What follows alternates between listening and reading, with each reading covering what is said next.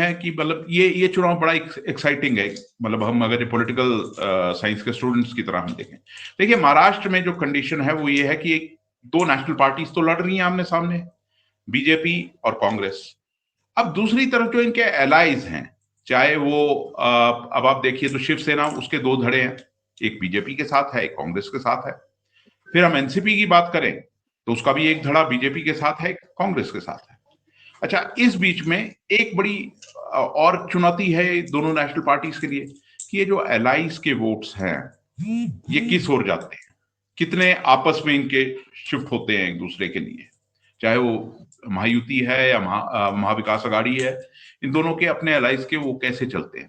और इस बीच में जो इन एलाइज की भाषाएं हैं ये अपने आप में जो चलती रही हैं, कुछ अजीत पवार के आप बयान ले लीजिए या इवन एकनाथ शिंदे के बयान लीजिए, इधर उद्धव ठाकरे के भी बयान लीजिए, तो हम ये भी रूल आउट नहीं कर सकते कि पोस्ट पोल सिनारियो क्या हो सकता है, इसमें कितनी सीट किसको आती है, कैसे चलेगी चीजें आगे। हाँ, एक चीज जो है कि ये चुनाव हिस्ट्री में जाएगा। कॉर्पोरेट मतलब कॉर्पोरेट एंटिटीज को लेकर इसमें जो पूरा एक नैरेटिव बना है उसके लिए भी ये चुनाव जाना जाएगा। और इस बीच में जो खबरें आ रही हैं धारावी को लेकर आ रही हैं, या उस मीटिंग की चर्चा हो रही है, या कांग्रेस पार्टी के एलिगेशंस जो आ रहे हैं कि भाई कॉर्पोरेट्स को खुश करने के लिए तमाम कोशिशें हो रही हैं, ये चुनाव इन चीजों के लिए जाना जाएगा। और झारखंड में भी वही चीज होगी कि कैसे लोगों को बांटने के लिए एक नया, मतलब कह लो कि एक नया मैं कहूंगा कीर्तिमान स्थापित हुआ है इस देश में आम जनता को बांटने में। ये चुनाव इसके लिए जाना जाएगा। ये हमारे लिए बड़ी कंसर्न की बात है। देखिए, सरकारें आएंगी जाएंगी, पार्टियां आएंगी जाएंगी, पर यहाँ जो कॉन्स्टिट्यूशनल वैल्यूज को तार तार किया गया है वो सबसे बड़ा कंसर्न है हम लोग।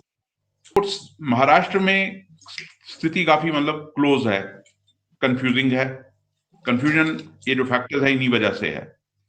कांग्रेस के पास लीडरशिप नहीं है, अलाइज के दम पे लीडरशिप आगे उभारी गई है। बीजेपी की तरफ एक तरफ तो फडणवीस है जिनको डिमोट किया गया था और वो डिमोट हो भी गए बड़े खुशी खुशी, तो और एकनाथ शिंदे जिनका कोई वैसे कोई होल्ड नहीं है, उनको मुख्यमंत्री बनाया गया। अजीत पवार अपना पाउंड ऑफ फ्लेश ढूंढ रहे हैं उस पूरे खेमे में। तो एक कंफ्यूजिंग स्थिति तो है। हाँ, देखिए, बीजेपी के लिए एक चीज जो बचती है वो है कि मामले को टोटली कम्युनलाइज कर देना। अब बहुत कुछ डिपेंड करेगा कि जिन कैंडिडेट्स को टिकट्स दी हैं, जो अलायंसेस दोनों तरफ से जो अलायंसेस हुए हैं, वहां पर कितना, मतलब पहली चीज तो है कि लोग कितना इंटरेस्ट शो करते हैं इस मतलब प्रक्रिया में, कितने परसेंट वोटिंग होती है, और फिर किन मुद्दों को ध्यान में रख के वोटिंग होती है। महाराष्ट्र में तो हम खासतौर पर जानते हैं कि देखिए ये पूरा प्रोसेस जो है वहां पर वायदे बहुत किए गए हैं, और कुछ स्कीम्स भी ये जो महायुति सरकार ने पहले इंट्रोड्यूस की चुनाव से पहले, ये भी एक फैक्टर है।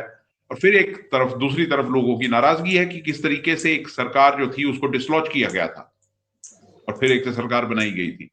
तो ये तमाम चीजें हैं जो गवर्न करेंगी इन फैक्टर्स को। ये चुनाव इंटरेस्टिंग है।